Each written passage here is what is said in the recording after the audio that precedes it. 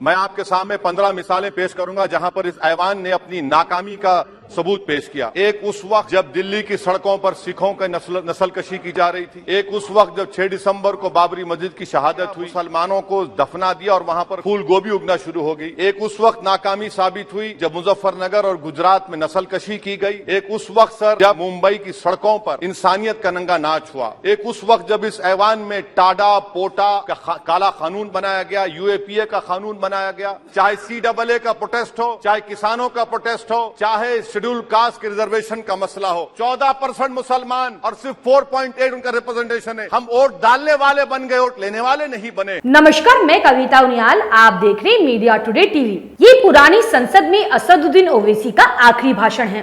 कल जैसे ही संसद का विशेष सत्र शुरू हुआ, सत्र के पहले दिन की कार्रवाई पुरानी संसद में शुरू हुई। ये दिन पुरानी संसद का आखिरी दिन था। इसके बाद से सभी सांसदों ने अब नई संसद में काम करना शुरू कर दिया है। पुरानी संसद में आखिरी दिन सभी सांसदों ने अपने भाषणों में इस संसद से जुड़ी अपनी सभी यादों को साझा किया। लेकिन असदुद्दीन ओवैसी ने इस संसद की 75 साल की नाकामियों का जिक्र किया। असदुद्दीन ओवैसी ने बाबरी मस्जिद से लेकर गुजरात में दंगों तक हर घटना का जिक्र कर संसद की नाकामी के सबूत पेश किए। असदुद्दीन ओवैसी ने कहा कि मैं आपके सामने 15 मिसालें पेश करूंगा जब संसद ने अपनी नाकामी के सबूत पेश किए। एक, जब दिल्ली की सड़कों पर सिखों का कत्ल किया जा रहा था। एक, उस वक्त जब 6 दिसंबर को बाबरी मस्जिद की शहादत हुई। भागलपुर, जिसमें रेशम के कारोबार को खत्म किया गया और मुसलमानों को जहां दफना दिया गया, वहां पर फूल गोभी उगना शुरू हो गई। एक, उस वक्त नाकामी साबित हुई जब मुजफ्फरनगर और गुजरात में नस्लकशी की गई। उन्होंने कहा कि हम देखते हैं कि मुंबई की सड़कों पर इंसानियत का नंगा नाच हुआ। ओवैसी ने कहा कि ये भारत का दिल है। आज गरीबों, मजलूमों, मुसलमानों, कश्मीर के लोगों, दलितों और आदिवासियों ने इस संसद के लिए मोहब्बत और विश्वास खत्म हो रहा है। इसलिए जनता सड़कों पर आकर विरोध कर रही है, क्योंकि उन्हें लगता है कि यह संसद हमारा दिल नहीं है। चाहे CAA का प्रदर्शन हो, चाहे किसानों का प्रदर्शन हो, चाहे अनुसूचित जाति के आरक्षण का मामला हो, अगर हम सड़कों पर लोगों को इंसाफ करने देंगे, इस संसद का दिल नहीं रखेंगे, तो ये हमारी संसदीय लोकतंत्र के लिए बड़ा नुकसानदेह साबित होगा। उन्होंने कहा कि मौजूदा संसद में सिर्फ 26 मुसलमान सांसद है। देश में 14% मुसलमान और सिर्फ 4.8% उनका प्रतिनिधित्व है। बताइए, हम वोट डालने वाले बन गए, लेने वाले नहीं बन पाए। चाणक्य ने सही कहा था, जब राज चलाने वाले व्यापारी हो जाएंगे तो उस राज के लोग भिखारी हो जाएंगे। सुनिए पुरानी संसद में असदुद्दीन ओवैसी का आखिरी भाषण।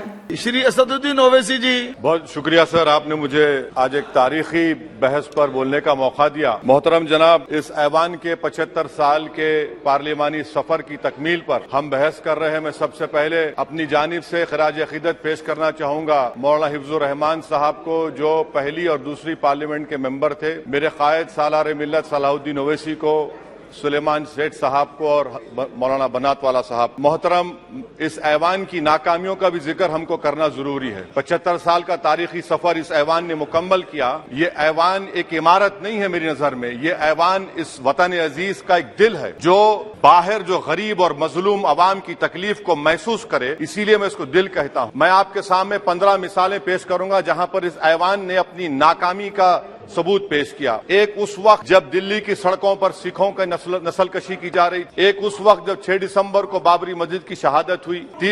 आ रहा हूं। भागलपुर, जिसमें रेशम के कारोबार को खत्म किया गया, मुसलमानों को दफना दिया और वहां पर फूल गोभी उगना शुरू हो गई। एक, उस वक्त नाकामी साबित हुई जब मुजफ्फरनगर और गुजरात में नस्लकशी की गई। एक, उस वक्त सर जब हम देखते हैं कि मुंबई की सड़कों पर इंसानियत का नंगा नाच हुआ। एक, उस वक्त जब इस ऐवान में टाडा पोटा का काला कानून बनाया गया, UAPA का कानून बनाया गया, आफ्सपा का कानून बनाया गया, जिसको 1 साल के लिए बनाया गया था। 58 में हम 2023 में आ गए।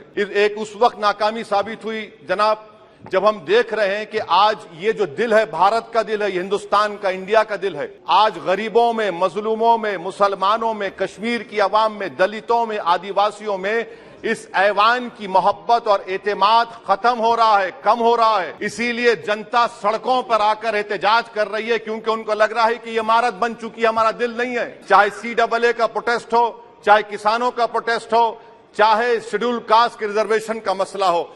इसीलिए मैं आपके जरिए हम तमाम को मुतनब्बे करना चाह रहा हूं कि अगर हम रोडों पर इंसाफ करना जनता को अलाउ करेंगे, इस ऐवान को दिल नहीं रखेंगे, तो याद रखिए ये हमारी पार्लियामानी जमहूरियत के लिए बड़ा नुकसानदेह साबित होगा। और नुकसानदेह इसलिए भी होगा कि क्या हमको अपने ख्वाब गफलत से, अपनी जिम्मेदारियों से निभाने के लिए क्या भगत सिंह को आके बैठना पड़ेगा ऊपर कि देखो तुमने 75 साल में कैसा कानून बनाया और किसको कहां तक पहुंचा दिया। स्पीकर जनाब, इसीलिए मैं कह रहा हूं कि हम तमाम को अपनी जिम्मेदारियों को निभाना पड़ेगा।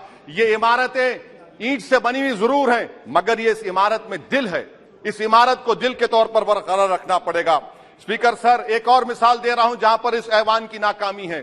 सर, अब तक लोकसभा के कितने 899 मेंबर कामयाब हुए। अब बताइए सर, पार्लियामेंट्री जमहूरियत में शराकतदारी की जमहूरियत है, रिप्रेजेंटेटिव फॉर्म ऑफ डेमोक्रेसी में 8,999 में कितने मुसलमान कामयाब हुए? कितने सर? 520, जबकि 1070 को इस ऐवान का मेंबर होना चाहिए था। कितना डिप्रीविएशन है सर? कितना डिप्रीविएशन है? 92% डिप्रीविएशन है। इस मौजूदा पार्लियामेंट में स्पीकर साहब सिर्फ 26 हैं, 14% मुसलमान और सिर्फ 4.8 उनका रिप्रेजेंटेशन है। बताइए, हम वोट डालने वाले बन गए, वोट लेने वाले नहीं बने। या तो हकीकत यह है कि आप वोट डालना नहीं चाहते उनको, आप सबको वोट डालेंगे, मगर जहां पर मुसलमान आएगा वो कामयाब नहीं होगा। बताइए, जब दिल में एक 14% आबादी की नुमाइंदगी नहीं होगी तो आप क्या फैसले करेंगे? क्या इस ऐवान को हम कहेंगे कि ये रिप्रेजेंटेटिव फॉर्म ऑफ डेमोक्रेसी है? स्पीकर साहब, मैं आपको एक और मिसाल देना चाह रहा हूं। बाबा साहेब अंबेडकर ने सही कहा था, अंग्रेज उस जमाने में पार्लियामेंट बुलाते थे टैक्स बढ़ाने के लिए। हम उसी रास्ते पर जा रहे हैं, हम उसी रास्ते पर जा रहे हैं। हम तो बाबा साहेब अंबेडकर को हमने सच साबित कर दिया। स्पीकर सर, आखिर में मैं आपको बताना चाहूंगा कि आज आप देखिए कि चाणक्य ने क्या कहा था। चाणक्य ने सही कहा था। चाणक्य ने सही कहा था कि जब राज चलाने वाले व्यापारी हो जाएंगे तो उस राज के लोग भिखारी हो जाएंगे।